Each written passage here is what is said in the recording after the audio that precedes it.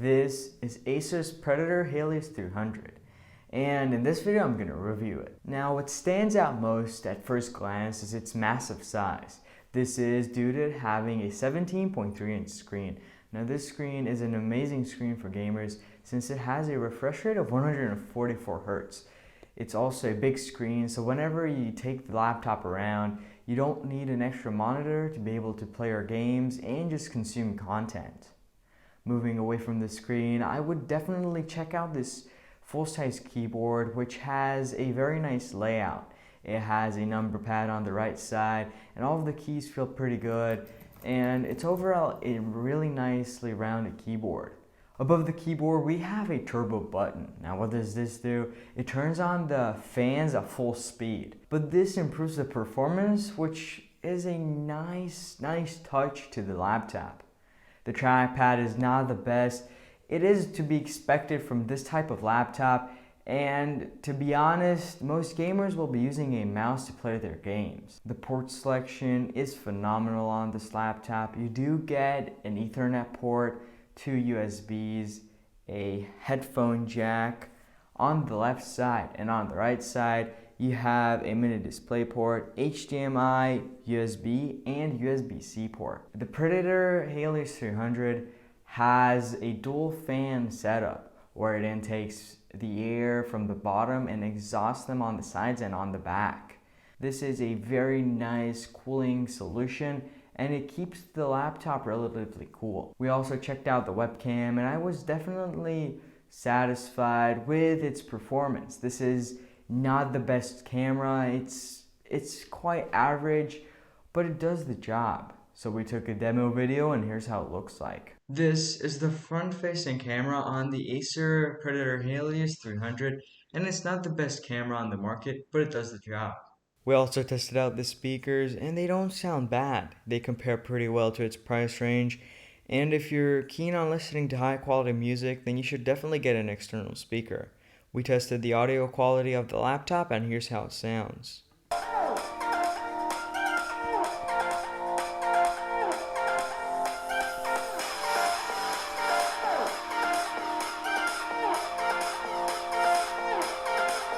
Looking at battery life, it's not the best. For more subtle tasks, you can run the computer for 4 and 5 hours. It depends on the task, like watching videos or like writing up a script. But if you play games, then you're gonna see upwards of an hour to 2 hours of gameplay, depending on the settings you use with the game and the game you use.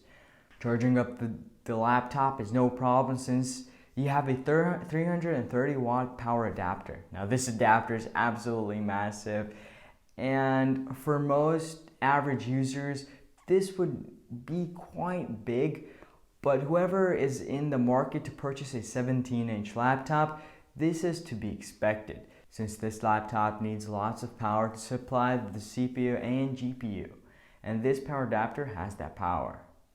Talking about power, this is a very powerful laptop. It has an Intel Core i5 and an NVIDIA RTX 3060 graphics card. So I did a Geekbench 5 test for both of these components, both being plugged in or unplugged, and there was a huge performance difference. Now the Intel Core i5 had a single core performance of 1409 and a multi-core performance of 6390.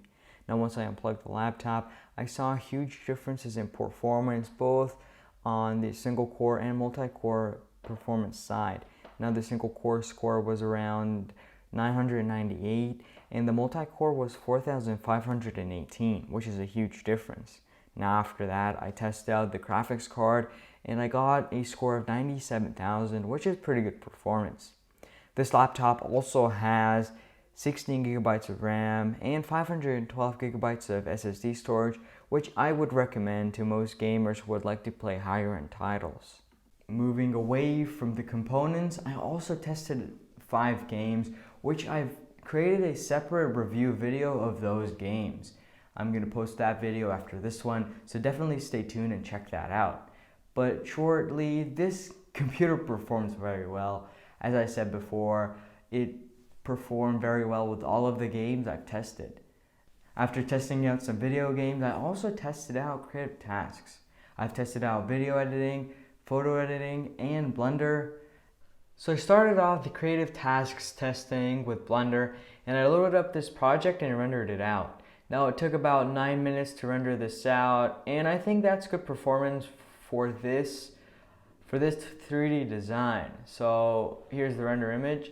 Now if we look at the project, this is how it looks like, right? So it's a very complex project, and I'm pretty satisfied with the performance that I was seeing there. So next we tested a video editing. So I loaded up this 15-minute 1080p project, and scrolling around the timeline is quite smooth actually. I would say I'm satisfied with mostly the editing stuff. So then now I'm going to export this project. Alright, so I started the exporting of this project. So this is a 15-minute 1080p project, so this shouldn't take a very long time. Alright, so the project has been exported in 2 minutes, which I think is good performance for this laptop. And to finish off the creative tasks testing, we have photo editing over here, and we've got this little graphic here which I'm going to export. By the way, it's very smooth in the program, so editing any kind of photos is very smooth in the program. So let's export this, export as, let's just save it to the desktop, export, and yeah, that's perfect. So it has already exported. This is not a huge project, so if you were exporting raw photos, then it would probably be a little bit harder on the machine, but this machine handles these tasks very well. Thank you for watching this video. I hope you enjoyed, and stay tuned for the gaming review if you're interested in its gaming performance.